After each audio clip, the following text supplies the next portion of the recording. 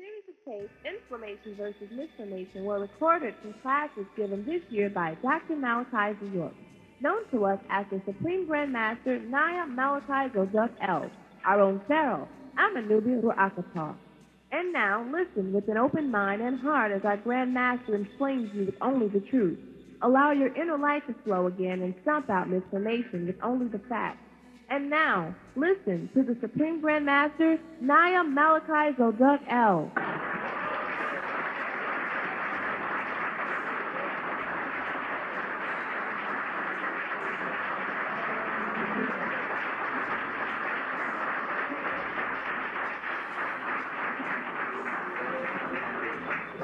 Yes. Is where the map from? Yeah. Who channeled it? No, I don't know. Oh, gave it to me? Yeah. Oh, a Shoshone woman came to class. She had called the Shoshone sister here at South Korea and said, I have something for you. This was about 3 weeks ago, 4 weeks ago, something like that. All right? And what she did was gave her a photostat copy of the map. And when we got the map, we couldn't find it, so the photostat copy not as clear as we'd like to be. So we've been trying to find it and finally found the map through her. To another Native American, in fact, came out, right, from up the road. And so that's how we got this here copy. And we was waiting for that for the whole 3 weeks. And we finally got it about 2 weeks ago, something like that. And that's how we got it. Who wrote the map? This is the original one? A young girl, they say. Yeah, I'm going to explain on here. So the young girl challenged. For thousands of years, the spiritually enlightened of many cultures have told of a time when the earth would go through a great change in its structure. Changes that would affect every aspect of culture. Most of these predictions gave the end of this century as a time period for the events. The time changes is now. The forces within the earth have been in the process for several years and are already manifesting themselves around the globe in many ways. The following information is the most detailed yet given about the changes in America. We wish to share this knowledge so you may start preparing yourself spiritually, emotionally, and physically. Yes. Emotionally. Spiritually, emotionally, and physically. Our personal reaction to changes in our lives is a matter of perception. Anyway, she talks about a little girl having a vision. And she called for her uncle, and he contacted Madame Blackovetsky. And Madame Blackovetsky contacted Moya, Kuthumi, the people, and Saint Germain. And they all met with the girl to see if she was a phony. These are all warlocks. To see if the girl was a phony. And the Native Americans who this girl was born amongst, right?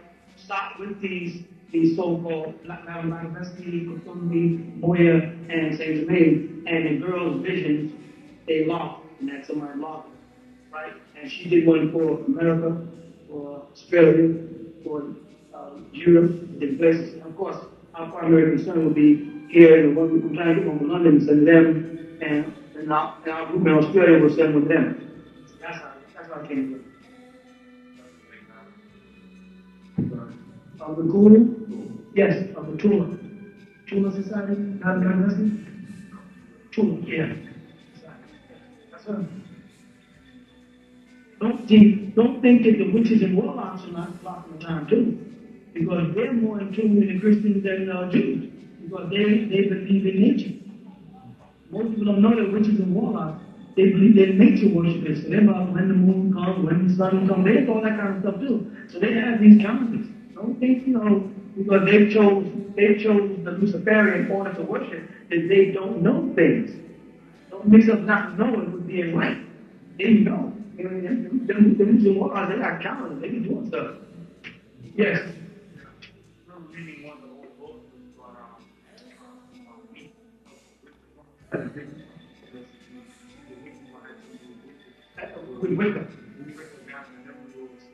it's just that they used to have all of their rituals in wheat fields.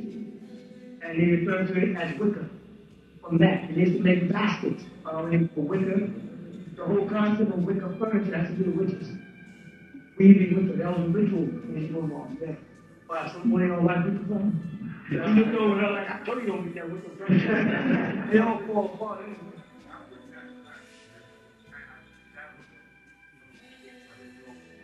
Well, you know, the game is Latin, French, Old English, New English, and Greek. Those people got together and took a monopoly on all the intelligence that's in the doggone universe.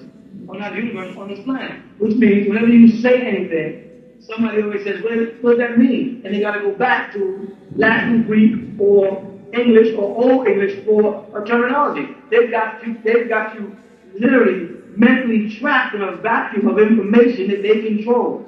And whenever anybody asks you anything, you notice they say, well, what does it mean? You have to go back and say, well, in Latin or in Greek, that has to be broken again. They have that's what's going out. Their era is going out. But people start defining things the way they see them and not the way the American Heritage Dictionary sees them. But when you write a book and you're dealing with people, if I don't put the American Heritage Dictionary's interpretation of it, niggas just won't believe it. That's how far in the skull they are. But we got to work with that. It's a shame. But we have to use the word Egypt. The word Egypt should not be used by us. But we have to use Egypt, otherwise people would not have no idea what we're talking about. You know? Right.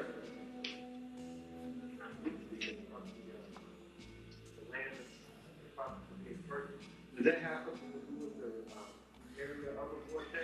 No. If you saw Stargate,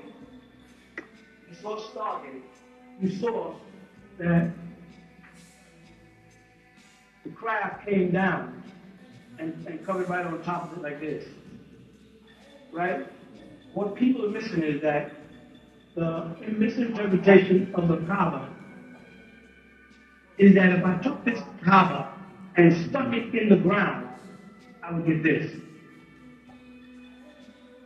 You understand? Am I going right? Yeah. That was all right. If I took a cube, any cube, a perfect cube, and slammed it in the ground, I'd get a Kaaba. And that's what this is. The symbol. If I move this together and remove the globe, this would change from two pyramids up and right into a perfect cube. The temple was in Mecca, right, was once the navel of the earth.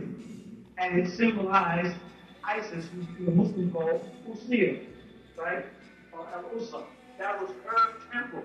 And that's them tetrahedrons and a pyramid on top. We 4 tetrahedrons, right, and 1 pyramid. It represents this as a square. Square zone put into the ground. You follow? So when you hear about Nibiru, you talk about an orb, but you're looking at a cube.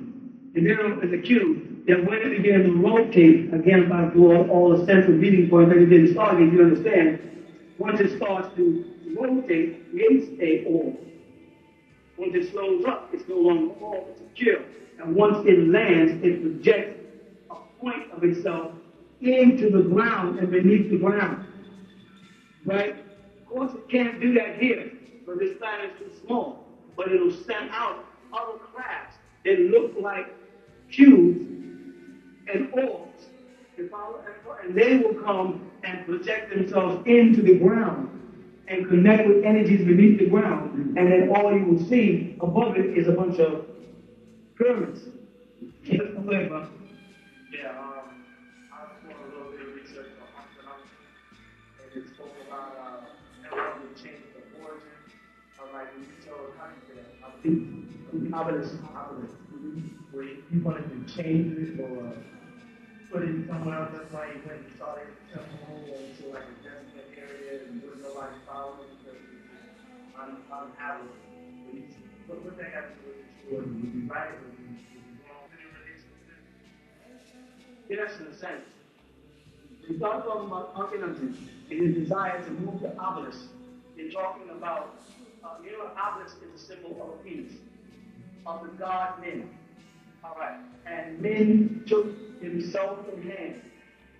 In the game, you understand my chicken talking? Man's in his own hand. All right. And he spurted forth. And what he spurted forth was a sperm cell as the original tadpole. It went into the sea and came out of the primary egg later and went to the sky as a rocket and gave birth to the sun. These are symbolic stories. All right. So now, Uncle, right, was a hermaphrodite. All that he was a homosexual, for lack of a better word. All right.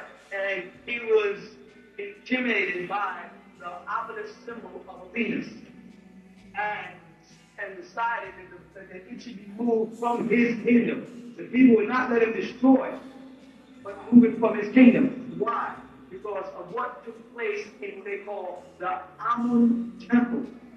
That's why he changed it from Uncle Yaanuwn to Uncle Anton. What took place in the Yaanuwn temple is that the priest, when you speak about the priest of Yaanuwn, they had two levels of priests.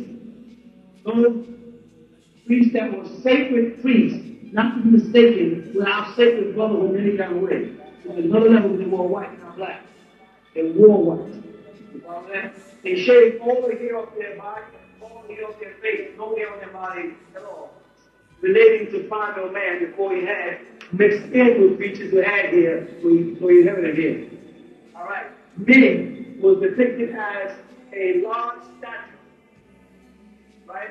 Holding his penis with his right hand and a frill in his left hand, which is a whip, like a rod and a staff.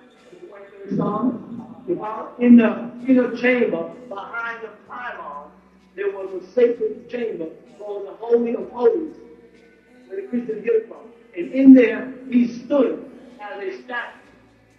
Now, before he became a statue, it was a real event where his wife was referred to as the hand of God. You understand that? His wife, Nefertiti, was referred to as the hand of God.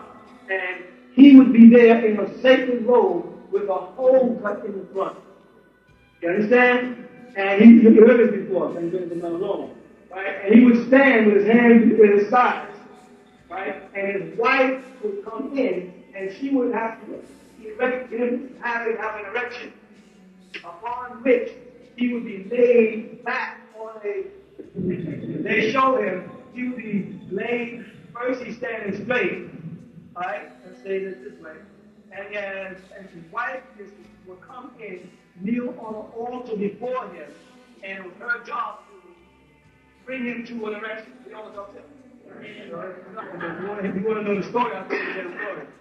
All right? She would bring him to an erection, upon which he'd make a full circle and end up on his back and lay on a pillow-like thing in a jungle, which would mean he's laying here, right?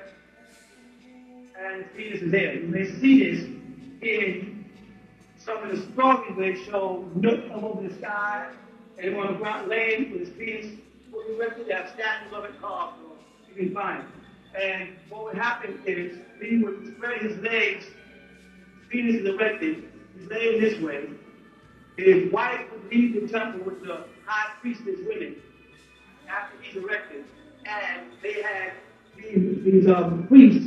They would straddle his penis. You know what I'm saying? This was part of one of their rituals. This doesn't mean every ritual that took place in Egypt is part of our ritual. You know what I'm saying? They would straddle. They had a whole bunch of priests that went into this sacred chamber, right? And this is how they vowed loyalty to the great God, Yaanuwn. You know what I'm saying? They didn't look at it the way we now see it as homosexuality, or they didn't see it that way. They looked at it as a covenant. That when he ejaculated or whatever, they became a part of him, and they left there as gods. And all went on in a sacred ritual, performing the same ritual. Took who took Uncle from his father. He was against this ritual, like you guys would be.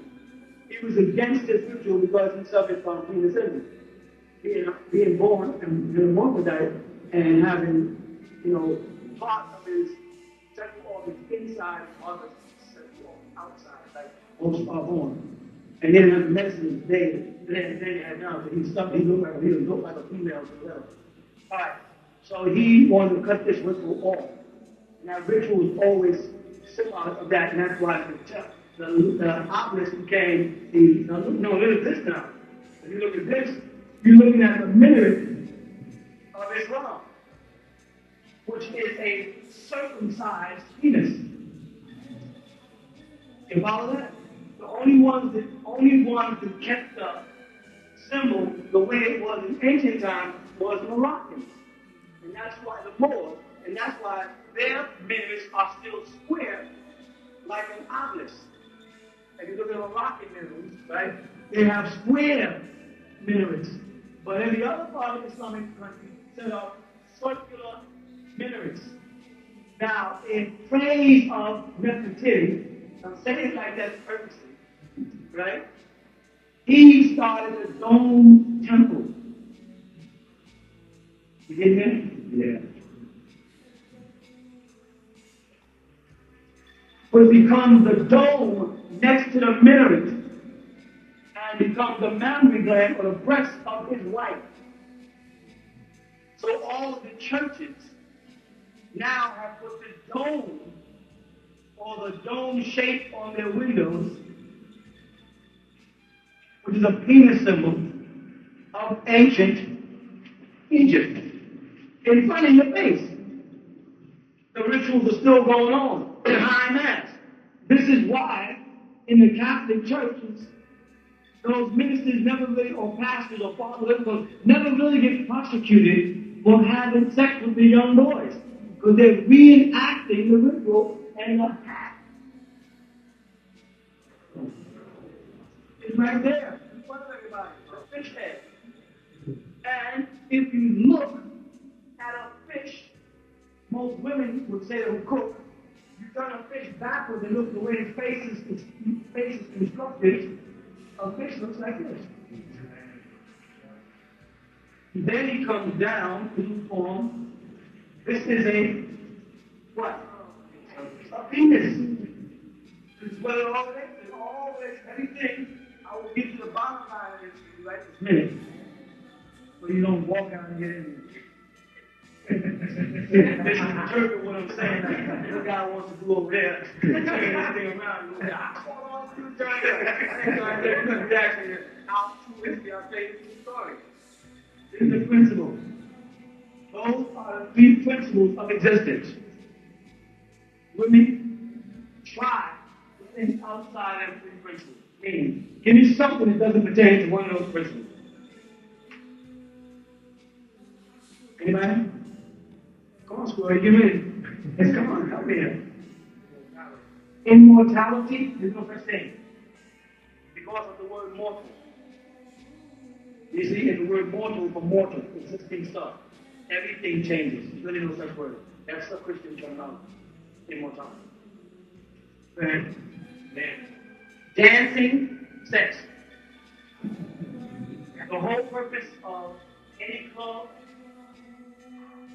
or any party is for men and women, because way back in ancient Africa, what they would do is they would have, when women reach the sex age, which is 12, right, they would have fertility dances. And the women would come out and do dances and they show their breasts, and you saw them on the stage doing stage day, where you back there playing them drums, and your wife was dancing around, and you start saying, hey, wait. She's overdoing it out there. You start wanting to say, you ain't had to, you go do that with me behind closed doors. You know what I'm saying? But if you think about African dancing, which predates all other dancing, I'm quite sure you know that.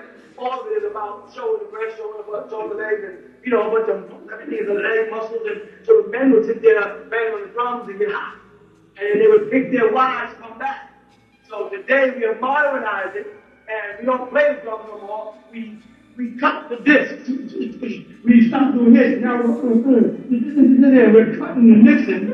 And it's the same thing. And the brothers doing the cutting just happen to be a damn good drummer, which is a heck of a coincidence, right? And I always say, if all them young boys go, they don't even got to use their hands. They probably come out to be good. Now, they were probably the African drummers of our tribes, and they couldn't find a way to express it. So it's called cutting, right? Cutting, so they scratching. So they start scratching in these counter rhythms.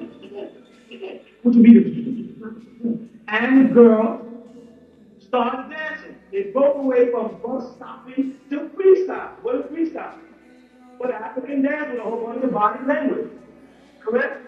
What is that? A sexual attraction. A man can go to a club now and get stimulated just by standing there. Now the way women dress again, with G-strings and rump shaking and stuff. I mean, you don't even have to get married no more. I mean, you can just spend your life in a club. It's all dancing. The purpose of going to party. Your wife wants to go to a party. She wants to go see men. What do you want to share? She says, no, I just want to go home. I just want to go have fun. We can be at home. I just want to listen to music. Want to put the record player on now? Here's how people want to go out into a place where there's a lot of people to dance. They're going to meet people. It's a mating game. So in answer to the question, dancing, sex. Dancing, wealth. Because when you go to dance, you got to be sharp. That costs. If you go to the dance, you got to travel. That costs. If you pull up in front of the dance with a Jaguar, you get more attention. If you pull up in front of the dance and you're real sharp and you got money, you get a little more attention.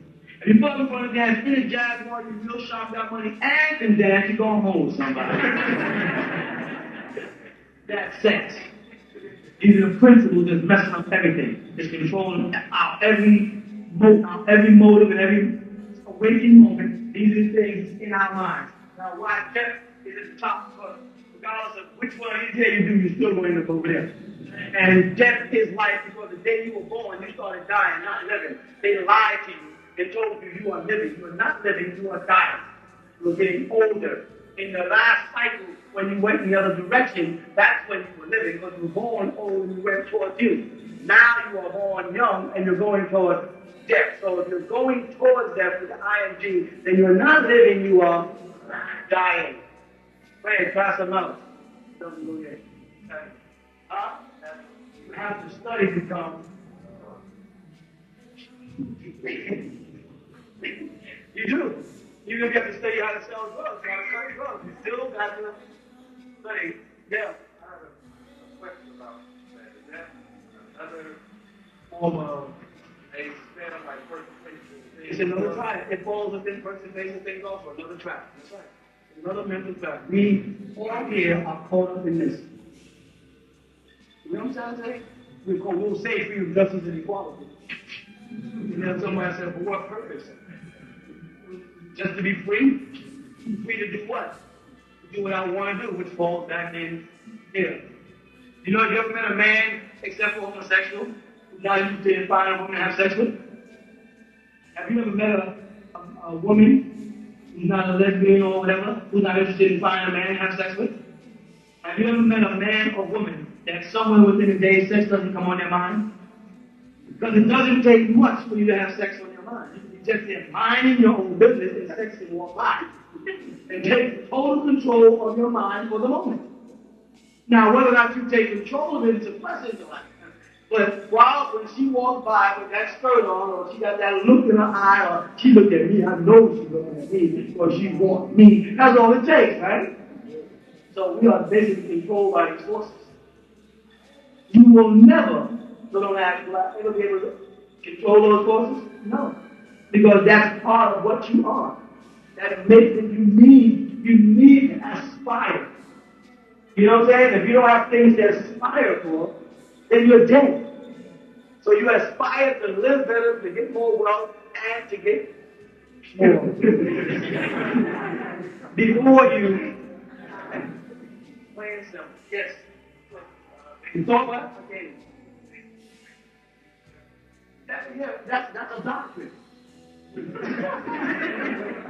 No, that is a doctrine. See, there's a doctrine. We can say in our doctrine that the sole purpose for sex is reproduction. Well, the sole purpose for eating is health. Then why are we picking out what we want? Now, why do we never eat what's healthy? And why do we not go around finding out which girls are the most fertile before we sleep? We don't sit around and say, well, my mother has 6 kids, or good family, she has 6. We look and say, big. We have all these other reasons. So that's a doctrine, not a reality. You understand? though the doctrine might be true, it has still not remained the reality. Can you? Yes, you can. That's just not yes.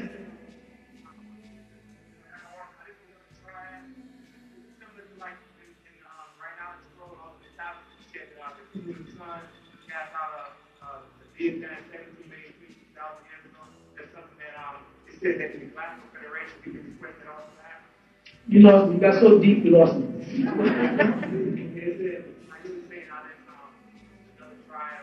This is another try in answer to your question, yes.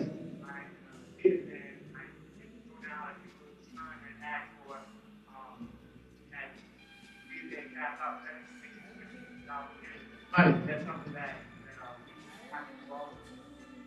is this something we have to cast out of ourselves? Huh? No. Because there's nothing filthy, wrong, and dirty about having sex. We have created the doctrines that make it bad. We have created situations. Here's a bad situation that we create. It's called mind. Mind, that's mind possession. Right. College kids, help me. Mind possession. It's called mind. And by that I mean, everybody here a couple, a young couple. This is he, and this is she. These are human beings, Homo sapiens, as they might call them, right? Intelligent beings, right? Who are on this planet with me, and they have taken a vow to one another to become one. In that vow to become one, he has literally castrated himself, and she has passed up her vagina to all except him. You understand what I'm saying? This is called loyalty. It's called what else? Monogamy, okay? Nice word. Monogamy. What else? Devotion. What else? Faithfulness. What else? Huh? Trust. Stupidity. Because, no, this is the sad part. I'm just saying if, no, this is if she was the only woman he ever had, and he was the only woman she ever had, and they have this little bond, correct?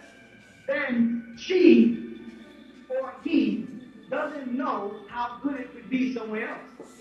But we have been trapped now inside these terminologies, or as I tell the other young brother, within these doctrines of loyalty, honesty, faithfulness, so, and we cut off ourselves from the rest of the animal kingdom who do not live by these rules and regulations. And we are a member of the animal kingdom when we're biting on a chicken's leg. But when it comes down to this specific incident as an animal, we immediately write a new book called the Book of Mind. Not the mind book. The mind book. That is mine, right? She's yours. I say mine is yours, right? And he is yours. So now, if you come home and you find her in the bed with somebody else, the first thing that comes to your mind is, that's mine. Is that right or wrong? And then violence speak or defense, or you can say, I don't care, I'll just walk on out. But the bottom line is you would be ready to hurt. Now, you would be hurt, but you'd be ready to hurt somebody. The suffering point is she might be doing it but she's not getting what she needs. So she has to start again. So we are created for he and she in a mind system amongst ourselves to put aside the animalistic nature that we all have, to discipline ourselves, because it will keep us from hurting ourselves and hurting others. But it's not a wise one, because you just don't know. So every woman don't know if down the road there's a better lady. So we say, I take a vow not to kill, to settle for the man I'm with. And that's it. But I'm here to tell you As you get older, that's just not going to happen. As you get older, you're going to lose that loyalty. You may not think you are. As you get older, you're going to lose that sincerity. Because the desire for adventure is going to click in regardless of how you feel about the person that sleeps next to you or have been sleeping next to you for 10 or 15 or 20 years. A wise woman and a wise man, right, will make preparations for that in their relationship now. A fool sits back and waits for the end. I'm saying, in a show of hands, how many fathers, how many people here, fathers left their mother? How many people here, is their the father and mother, the same father and mother from birth? Alright, which are the most? Did y'all notice? Did you notice that 75% of people here, parents, the father left? And another 25% the father stayed? How many people would say that their father who stayed is a very docile, nice person? How many people would say the father who stayed is grumpy, fussy, damn near violent, and hardly get along? How many would say the father who stayed, he's sedated most of the time? He's either drinking himself to death or something because he can't face reality. So when you get right down to it, of the 25% that said the father stayed, we can take off another 15% because though he is there in body, he is not really there. So it says something about the human species that when we get to a certain age, men walk out. Or women throw them out. But anywhere it goes, on a scale of 100, 85 to 95% of us separate at a certain age. We are seeking a fulfillment of gaps, things that we feel we may have missed. If you don't prepare for that now, you can have a sharp, talking, fast-mouthed boyfriend now that keeps you prepped. Let me tell you what prep is. I teach this to my daughter, so you know. So all you women pay attention to prep. So you're looking at a shrewd man, right? And all you guys get mad at me, you know it, and I know we ain't prepped. Understand? It's called prepping. Anytime a man has to keep whispering something to you in the movie, he's trying to keep you prepped. He's afraid that you might see something, you follow? And so he got to say, well, that's a red dot. Oh, well, that's a song. He's literally belittling your intelligence by keeping you prepped. He has to always interpret for you as if you don't have the ability to interpret things yourself. We men do that. It's a way of keeping you under our wing, not letting you make decisions for yourself. Like, well, after this class, on the way to the car, your husband will be like, oh, this is Papa was really trying to say. he got to take it, even after taking it away from a 52-year-old man. That's how insecure he is. And that's what he thinks of you. He's so confident that you're not stable, that you're not secure, that he has to keep putting some super glue on the relationship. When it's obvious that you're already there with him. I'm trying not to stare, because whenever you stare, you think she's talking directly to me, and then she on the way says, I think you're talking to me about something. And I'm not. I'm just talking about life in general. You understand? It doesn't apply. But no, as Bob Marley said, if the hat fits, then let you wear it. You ain't supposed to be prepping the woman. She's supposed to have her own mind. And any woman, when she's supposed to say, I understand, woman. You explain the whole goddamn movie. Everybody you meet, he has to give you an interpretation about the person. You know what I'm saying? You know, let me find out where we ain't. You with me? This is called prepping. A lot of you young girls are being prepped today and don't even know it. A lot of old women got tired of preps and said, listen, quit the crap. Because why are you prepping me? You looking at somebody over there, nigga. And she learned to accept that reality at a certain age. Whether that's compromising, copping out, whatever you want to call it, to sustain her relationship as a mature woman, she may have to compromise on the animal side and the low likeness of a man. You know what I'm saying? It's not a dumb thing to do. It's a smart thing to do if that relationship means that much to you, I'm just saying. If it doesn't, then don't bother. You understand? That go a little too far for y'all. Look at this real constipated look on y'all. I'm like, I don't even insult nobody about this stuff. You talk to me as an old man, I talk to you as an old father. You talk to me as a teacher, I'll talk to you as a teacher. You talk to me as a friend, I'll talk to you as a friend. Amen. And then I look at life just like that. If you trust your man, you are a fool. If he tells you he ain't looking at another woman and you believe that, you are a fool. No man is not looking at no other woman, right, Al? Tell the truth, brother. Tell the truth. I mean, because he tells me, I'm honest, I tell the truth. My wife gets mad, I tell the truth. You know and I'm going to tell you something, sister. And if you got a man who's not looking at other women, he's looking at other men. That's even worse. You understand? So don't try to stop him from being the animal he is. You understand? Learn to let him know I see you. You know, and but another thing, if you look, he's ready to knock your head off. That's the man. But that's the system you got to live with. Because that's the society of the young brother back there. That's the doctrine that we have been indoctrinated with. That the man can look straight out between the restaurant and the movie. And the woman, she look, there's no movie and no restaurant. We got to go home. Yeah. Go ahead, back in the back. What is the point of the relationship based on what I said? Yes.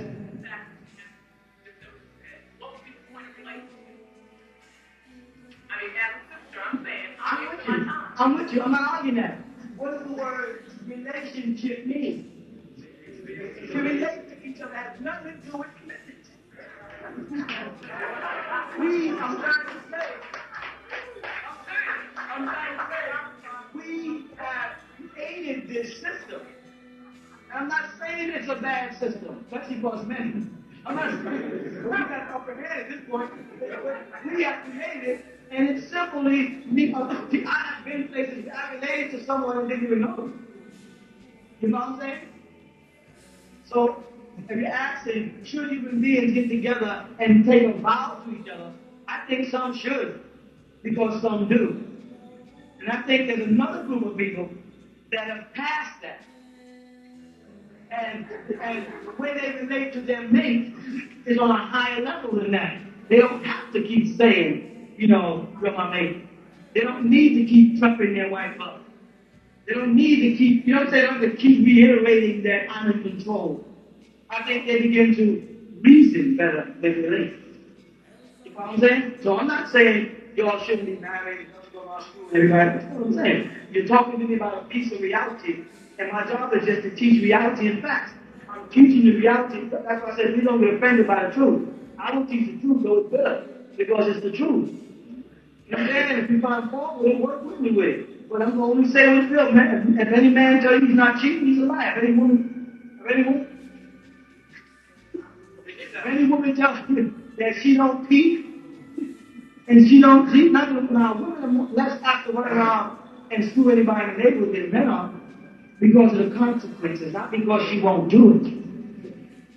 You understand? Because the consequences is where most men say, if I catch you, I'm breaking this knife off in your head.